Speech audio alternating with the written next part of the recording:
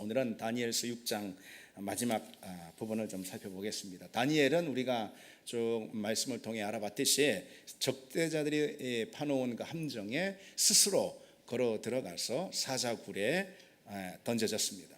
다리오 왕은 신하들의 요구에 그 법대로 처리할 수밖에, 어쩔 수 없이 그럴 수밖에 없었지만은 다니엘을 엄청 이제 총애했었기 때문에 그날 다 오락을 멈추고 그리고 또 금식을 하면서 밤새 잠을 이루지 못했던 겁니다.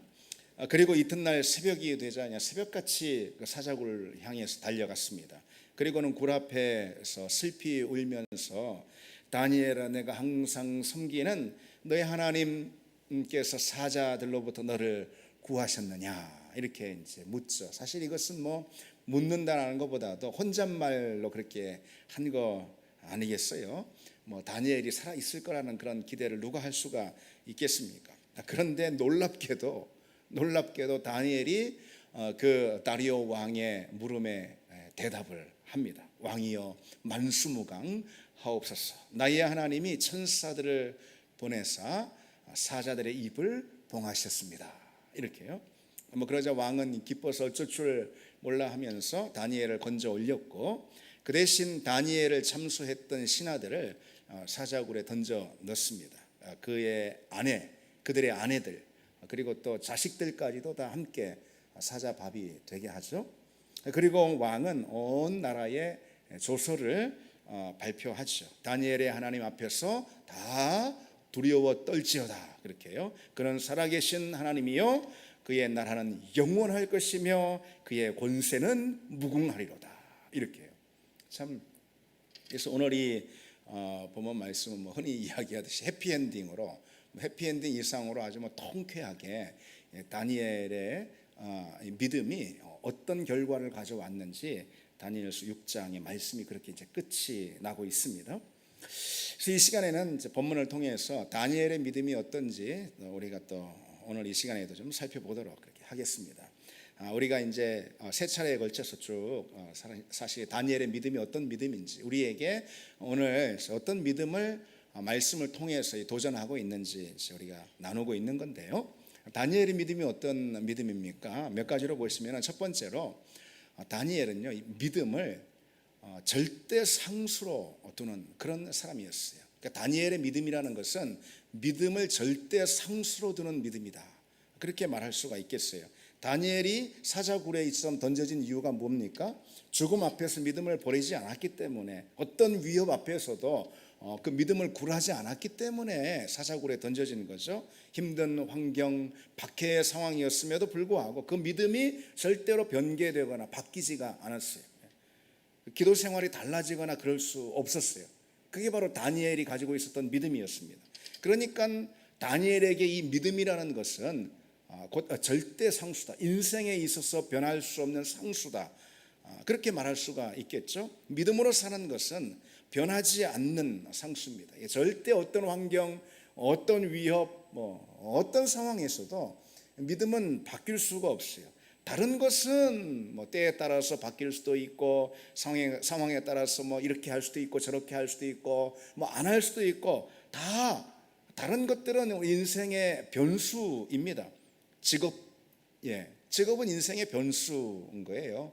그래서 직업을 버릴 수도 있고 때로는요. 아니면 새로 가질 수도 있고 돈도 역시 포기할 수도 있고 아니면 얻을 수도 있고 지위는 역시 마찬가지죠. 지위도 양보할 수도 있고 내려놓을 수도 있고 다 그렇습니다. 그런 것들은 내 인생에서 언제나 환경에 따라서 상황에 따라서 바뀔 수 있고 바뀌어도 거기에 그냥 목을 매서 그렇게 하지 않습니다. 왜? 변수니까. 그러나 믿음은 그렇지 않다는 거예요. 믿음은 상수입니다. 절대 바뀌거나 다른 어떤 무엇에 의해서 그 믿음이 영향을 받을 수 있는 것이 아니다라는 거죠. 그것이 곧 다니엘의 믿음이고 다니엘은 그런 믿음을 오늘 우리에게 교훈하고 있어요. 믿음이 언제나 상수이고 다른 것은 변수이기 때문에 믿음으로 인해서 설령 다른 것들이 다 바뀌고 그 믿음의 영향을 받고 믿음에 의해서 조정을 받고 다 달라질 수가 있습니다. 그 반대가 아니라는 거죠. 다른 것 때문에 믿음이 영향을 받고 믿음이 달라지고 믿음이 조정이 되는 거, 그런 게 아니죠. 모든 것은 믿음을 따라서 우선순위가 정해지게 되는 거죠. 그래서 믿음을 표현하는 믿음의 행위 또는 믿음의 내용인 예배만 해도 예배를 가장 중심에 두고 그 예배를 중심으로 한 주가 이렇게 정렬이 되는 것입니다. 그래서 월화수목금토일 해가지고 일요일이 끄트머리에, 주일이 끄트머리에 있어가지고 끄트머리에 놓여 있는 잠깐 있는 1시간 있는 예배. 그러니까 뭐 그건 뺄 수도 있고 한 주간의 삶에서 뺄 수도 있고 없을 수도 있고 그런 게 아니라는 거죠. 순서도 원래는 일, 월화, 수목 이렇게 되는 거 아니겠습니까? 그게 우리에게 말해주는 것은 딱 이 주일 한 주간도 예배를 통해서 시작이 되고 예배를 통해서 주간 전체가 정렬이 된다 이거죠. 하루도 역시 마찬가지입니다.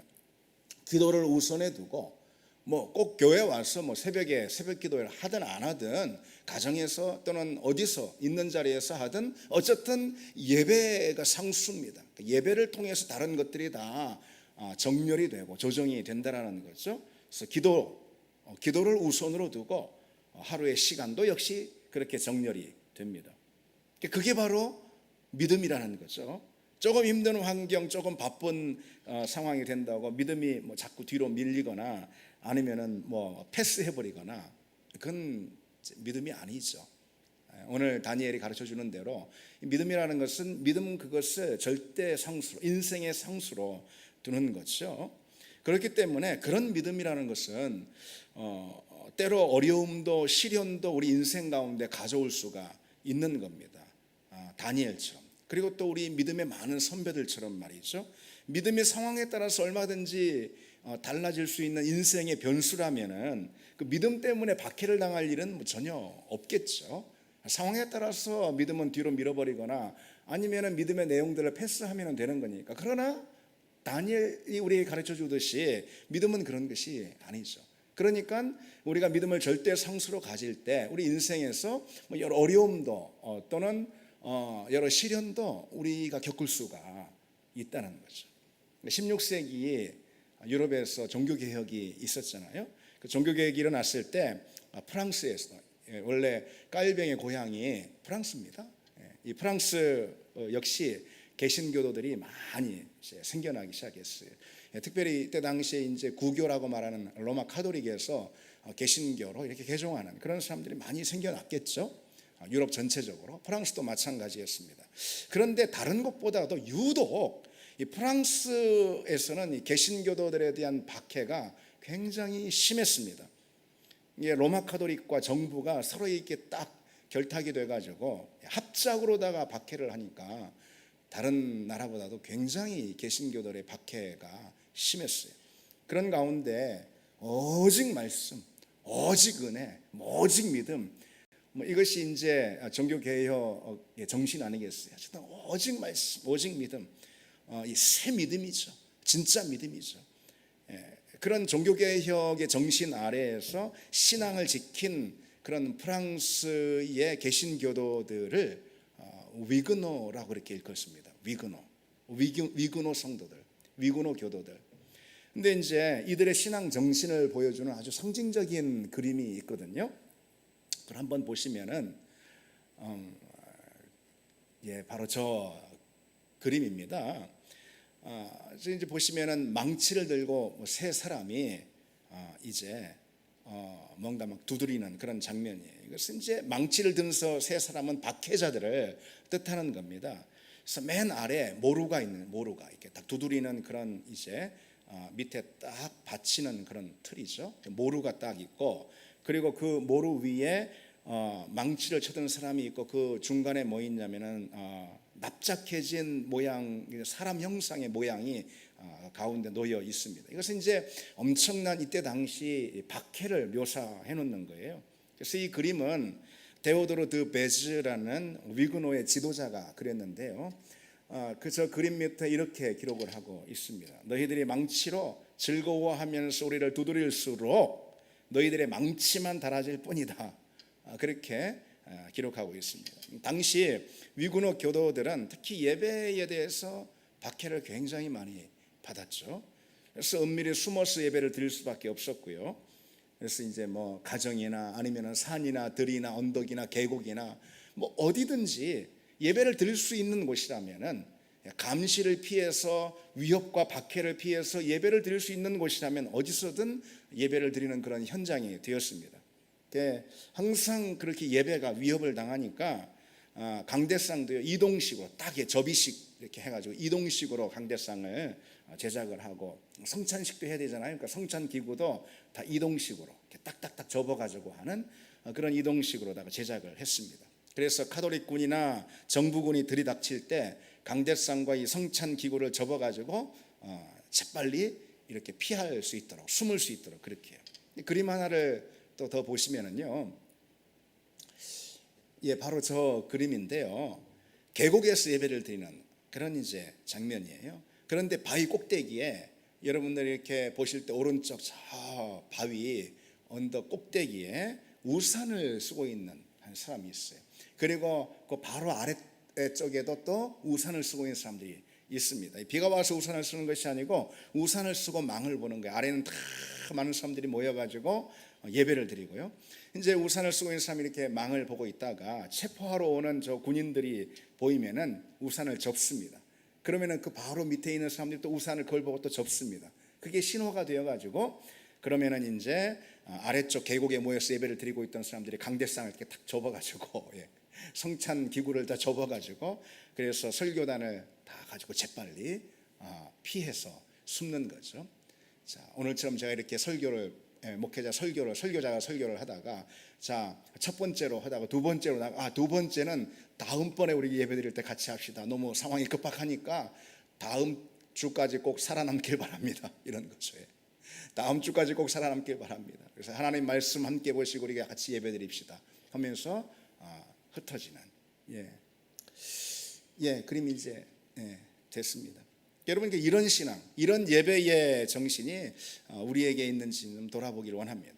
믿음은 절대 상수인 거죠. 그러니까 믿음을 가장 분명하게 고백하는, 믿음이 가장 확실하게 표현이 되는 그런 예배 또는 기도 또는 말씀의 자리, 이런 것들이 상황이 뭐 어떻다고 해서 뭐 상황이 이렇다 저렇다 해서 이렇게 바뀌는 것이 아니죠. 오늘은 뭐 패스한다 뭐 그렇게 말할 수 있는 것이 아니죠.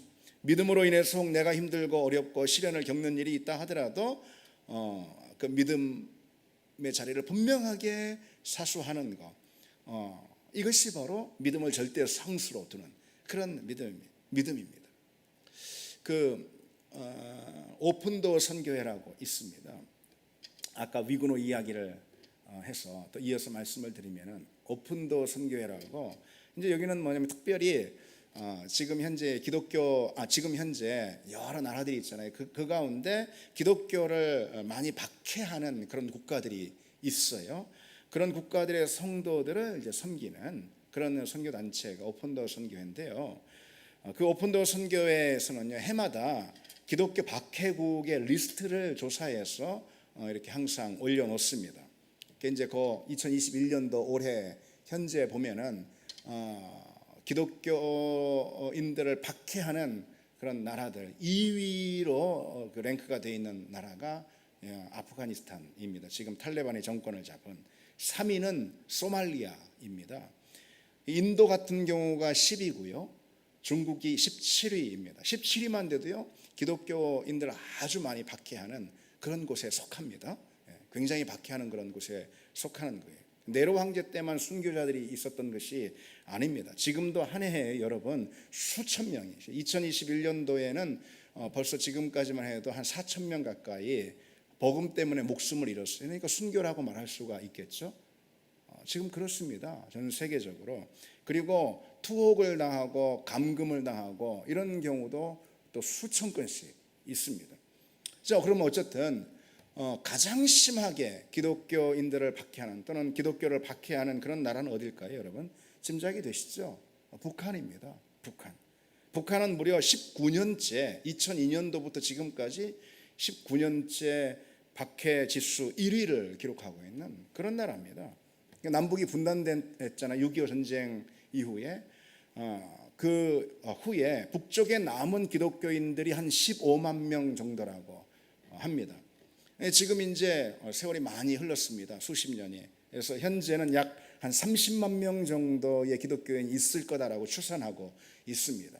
그래서 중국 쪽에서 또 북한까지도 심지어 들어오고 나가고 하는 그런 선교사들이 있습니다. 그런 선교사들의 정보에 의하면은 현재 약 한 30만 명 정도의 그리스도인들이 있다, 그런 거죠. 그들은 지금 비밀리에 믿음을 지키고 지하에서 예배를 드리고 있습니다. 그러다가 이제 발각이 됩니다. 발각이 되면은 악명 높은 그 정치범 수용소에, 다른 수용소가 아니에요, 가장 악랄하게 고통스럽게 하는 이 정치범 수용소에 끌려가서 거기서 정말 죽는 사람들도 많은데, 정치범 수용소에 들어가 있는 기독교인들이 5만 명에서 8만 명 정도 된다고 합니다. 그곳에서 정말 끔찍한 학대를 받고, 그리고 또 가혹한 노동을 당하면서 죽어가는 그런 그리스도인들이, 우리 같은 민족의 그리스도인들이 참 많이 있습니다. 그래서 이게 사실 정치적으로도 이런 문제들을 풀어가야 합니다. 이렇게 기독교를 가장 박해하는, 악랄하게 박해하는 19년째 1위를 기록하고 있는 그런 나라가 바로 우리 북쪽에 있어요.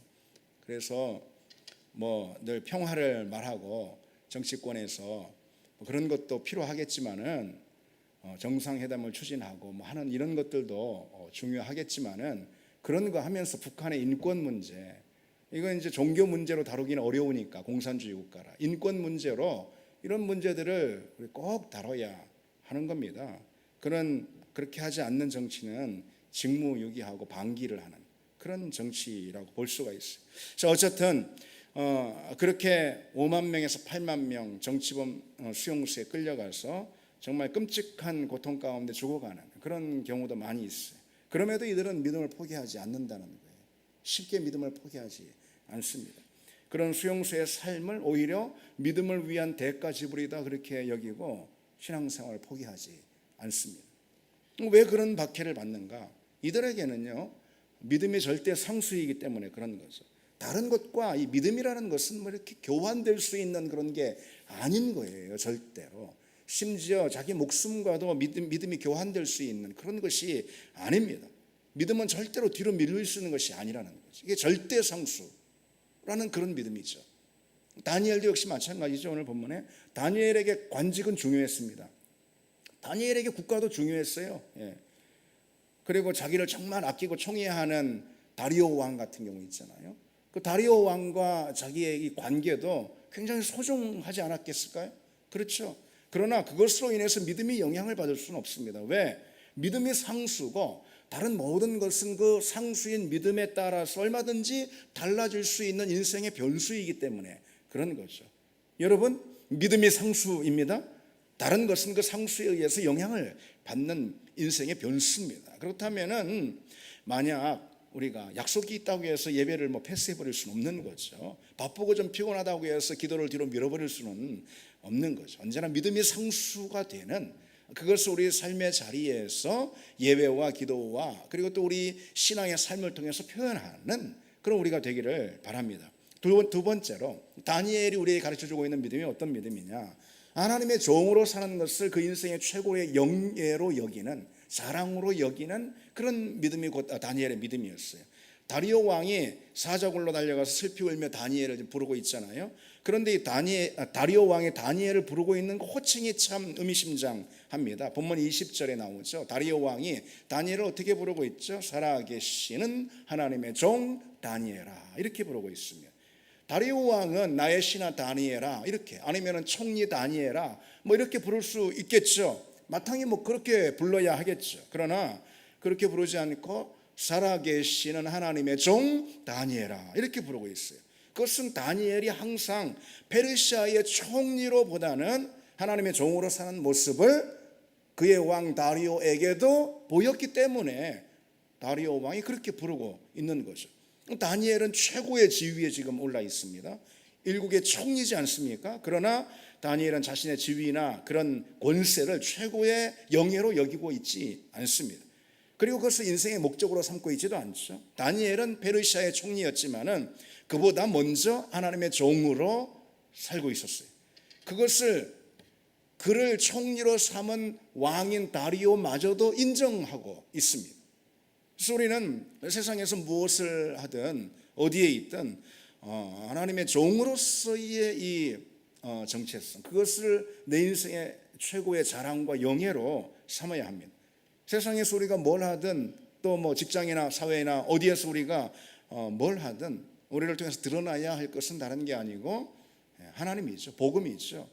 우리가 붙들어야 할 가장 높은 부르심, 가장 최고의 영예, 그게 절대 사명, 이렇게 말할 수 있을 텐데 바로 그 나라와 그 의, 가장 위대한 사명, 최고의 영예, 그것은 복음인 줄 믿습니다. 그래서 우리가 가정이나 사회나 어디에서든 나를 통해서 드러나야 한 것은 내가 하나님의 종된 사실이라는 것, 내가 그리스도의 제자라는 그 사실, 이것이 나를 통해서 내 삶을 통해서 가장 분명하게 드러나야 하는 것이고, 그럴 때 나는 가장 내 스스로가 자랑스러워지는 것이고, 그렇죠?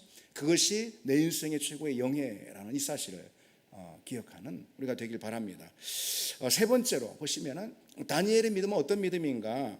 세상에 하나님의 영광을 드러내고 선포하는 그런 믿음이었어요. 다니엘은 그 믿음으로 지금 다리오 왕에게 그리고 온 나라 가운데 하나님의 권세와 영광을 선포하고 있다는 사실이 참 중요합니다. 본문 26절에 보면은 그는 살아계시는 하나님이시여 영원히 변하지 않으실 이시며 그의 나라는 멸망하지 아니할 것이요 그의 권세는 무궁할 것이며, 이제 이 말은 정말 문장만 이렇게 보면은 정말 참 귀한 신앙 고백이잖아요. 귀한 복음의 선포잖아요. 이것이 다니엘의 말이 아니고 이것이 다리오 왕의 말이죠. 다니엘은 사자굴 속에서 하나님의 도우심으로 살아났어요. 그래서 그 믿음을 통해서 기적을 경험했습니다.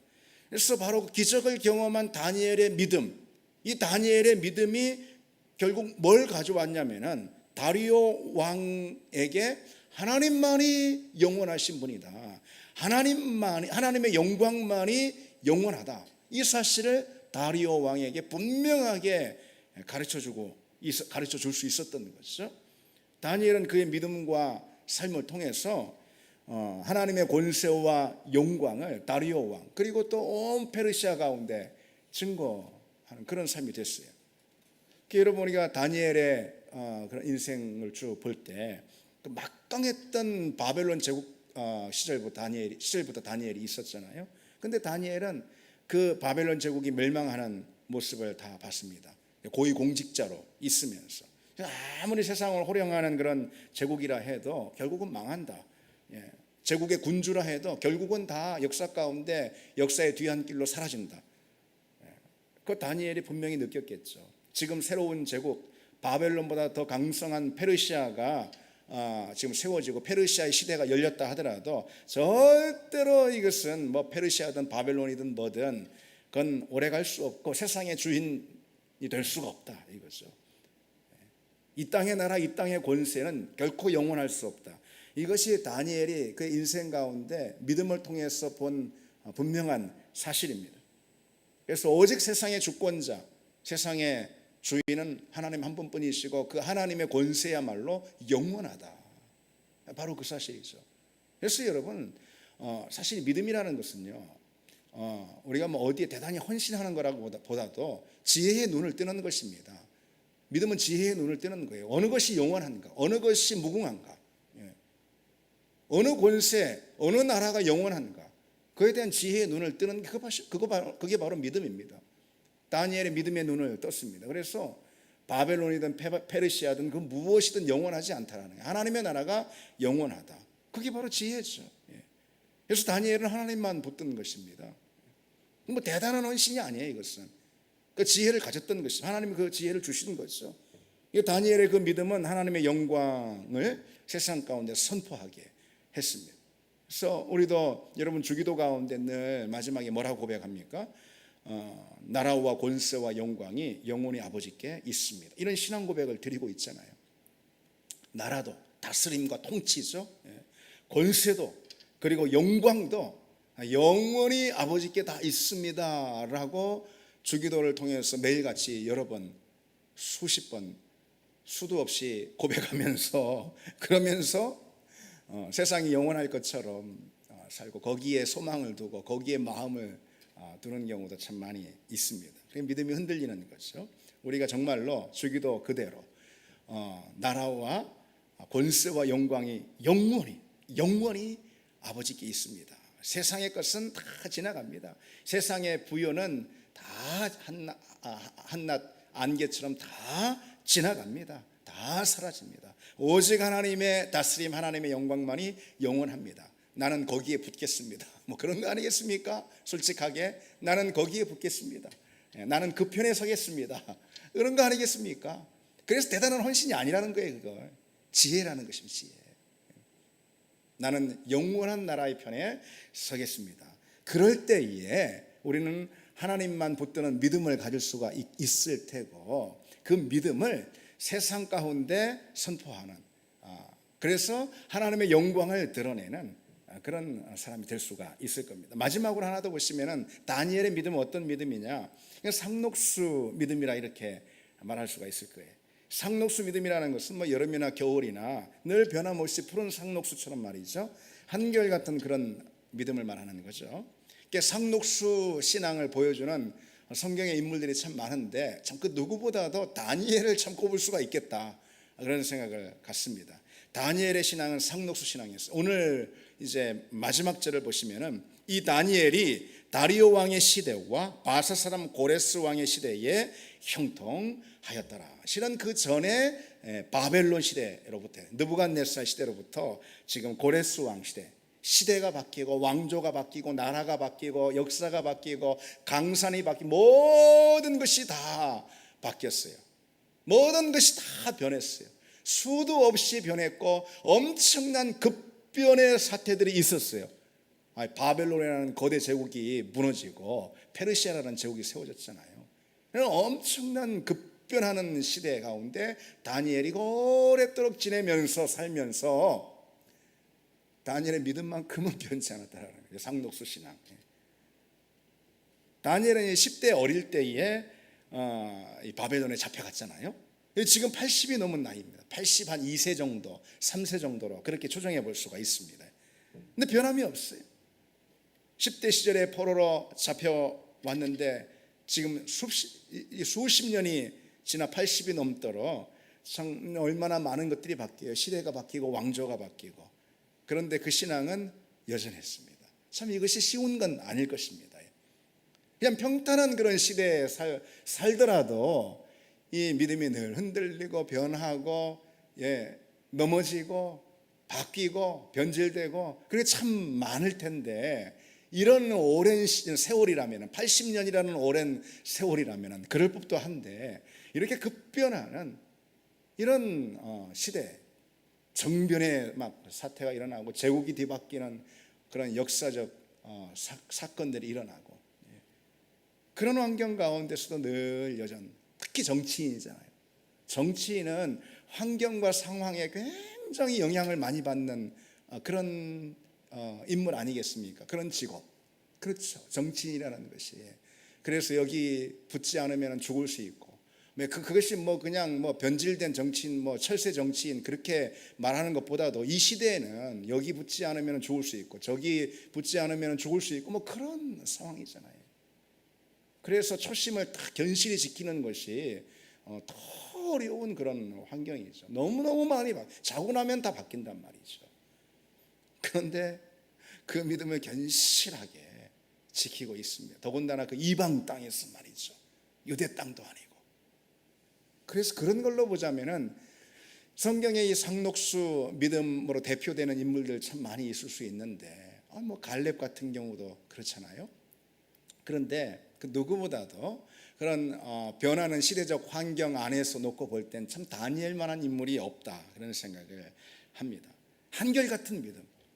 제가 이건 종종 강조하지 않습니까? 근데 뭐 제가 강조하는 것이 아니고 성경을 보면은 늘 이런 대목들이 참 많이 나옵니다. 한결같은 믿음. 그것이 정말 훌륭한 믿음이라는 거예요. 뭐 대단한 신앙을 갖는 것보다도, 뭐 엄청난 헌신을 드리는 것보다도 실은 변함없는 상록수 신앙, 이것이야말로 진짜 하나님께서 기뻐하시는 신앙이라는 거예요. 왜냐하면 하나님의 성품 자체가 성실하신 분이거든요. 변함없다라는 그런 뜻입니다. 신실하신 그런 분입니다. 하나님이 변함이 없고 처음과 끝이 같으신 그런 분이니까 당연히 하나님의 성품이 그러니까 하나님의 성품 그대로 변치 않는 믿음의 사람을 하나님은 귀하게 보시는 거예요. 변함없이 언제나 믿음의 자리 거기, 부르신 자리 거기, 헌신의 자리 거기, 봄이나 여름이나 상록수 신앙을 가지고 그런 사람을 하나님께서는 기뻐하시고 하나님은 그런 사람에게 은혜를 베푸시고 그런 사람을 사용하십니다. 그리고 그런 상록수 신앙이 될 때 인생도 상록수 인생이 됩니다. 네, 변함없이 꽃이 피는 열매를 맺는 상록수 인생이 될 수 있다는 거예요. 하나님은 다니엘의 그런 상록수 신앙을 보고 그를 시대가 바뀌어도 왕조가 바뀌어도 제국이 바뀌어도 새 정부의 총리로 삼아주시고 있습니다. 그런 은총, 그런 복을 다니엘에게 주시는 거죠. 82세가 되어서도 젊을 때처럼 여전히 하나님께 쓰임을 받는, 아니 젊을 때보다 더 왕성하게 하나님께로부터 쓰임을 받고 있어요. 그런 은혜를 하나님이 주셨다는 거죠. 왜? 그가 상록수 신앙이니까. 그의 인생도 상록수처럼 늘 푸르도록 은혜를 주셨어요. 여러분, 우리 앞으로 10년 후, 20년 후가 어떤 신앙이 될까? 어떤 인생이 될까? 우리 20년, 10년 후 어떤 인생이 될까는 사실 우리가 가진 신앙, 우리 믿음을 상록수 믿음으로 쭉 견실하게 가져갈 때 우리 인생도 상록수 인생, 상록수 가정, 상록수 교회, 그런 공동체가 될 수 있을 줄 믿습니다. 이제 말씀을 정리해 보면은요, 다니엘의 믿음은 어떤 믿음이었냐면은 믿음을 절대 상수로 여기는, 그리고 하나님의 종이라는 것을 최고의 타이틀로, 최고의 영예로 여기는, 그리고 세상에서 하나님의 영광을 그 믿음을 통해서 선포하는, 또 언제나 견실한 상록수 신앙, 그런 다니엘의 신앙 우리가 본받길 원합니다. 우리 같이 찬양 드리겠습니다. 거친 이 세상에서 뒤틀